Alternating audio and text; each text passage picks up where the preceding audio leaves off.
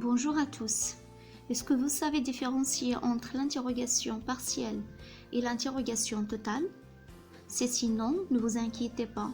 Je vais vous montrer comment les distinguer dans une explication très claire et très facile. Donc, regardez la vidéo jusqu'à la fin pour mieux comprendre. Voilà, l'interrogation totale porte sur la phrase interrogative et appelle une réponse par oui ou bien non. C'est-à-dire que la réponse de ce genre de phrase est toujours oui ou non. Par exemple, lorsqu'on utilise une phrase déclarative, tu apprends tes leçons. Pour former une phrase interrogative, en ajoutant juste le point d'interrogation à la fin, pour devenir enfin, tu apprends tes leçons. Dans ce cas, la réponse doit être oui ou bien non. Pour avoir la même réponse, on peut utiliser la deuxième façon. Mais dans ce cas, on fait l'inversion verbe-sujet. On peut également employer une troisième façon. C'est lorsqu'on ajoute le mot interrogatif « est-ce que » au début de la phrase. Est-ce que tu apprends tes leçons? Voilà, les trois façons ont deux réponses, oui ou bien non. Par contre, l'interrogation partielle, qui porte sur une partie de la phrase. C'est-à-dire qu'on doit employer une partie de la phrase ou bien de la question pour formuler la réponse. Aussi, il apporte ou bien elle appelle des réponses différentes. Ça dépend le mot interrogatif employé pour poser la question. Pour mieux comprendre, allez-y voir les exemples suivants. Que fais-tu?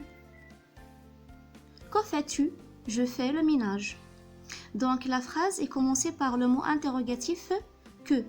Alors la réponse doit être un complément d'objet direct, le ménage.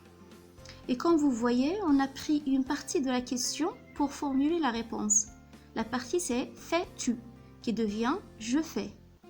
Donc c'est pour cela on l'appelle l'interrogation partielle. Il vient du mot partie.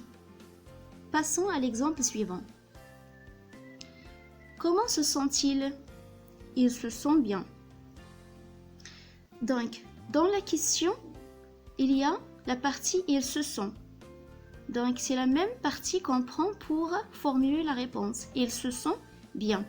Et la fonction de la réponse est un complément de manière. C'est le mot « bien » qui répond à la question « comment ». Passons à l'exemple suivant. Pourquoi Sarah tremble-t-elle? Il tremble parce qu'il fait froid. Voilà, on a pris la partie « elle tremble ». Et la réponse, c'est un complément circonstanciel de cause, parce qu'il fait froid, qui répond à la question « pourquoi ». Dans l'exemple suivant, il y a « où voyagez-vous » Nous voyageons à Canada. Voilà, on a pris la partie « voyagez-vous » qui devient « nous voyageons ». Puis on répond à la question « où » c'est à Canada. Dans le tableau suivant, voilà, j'ai cité de différents mots interrogatifs, des fonctions grammaticales de la réponse. Par exemple, on a qui. Qui, c'est une question qu'on pose pour avoir un sujet comme réponse. Il y a aussi que ou bien quoi. La réponse est complément d'objet direct. À qui, de qui, à quoi ou bien de quoi. Ce sont des questions qu'on pose pour trouver le complément d'objet indirect comme réponse. Il y a pourquoi aussi. On le pose pour trouver le complément circonstanciel de cause ou bien de but. On pose aussi la question où pour trouver le lieu. On pose aussi la question quand pour trouver le temps. Et enfin, on pose la question comment pour trouver le complément circonstanciel de manière.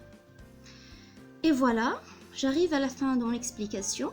J'espère que tout est clair. Et à la prochaine leçon, Inch'Allah. Au revoir.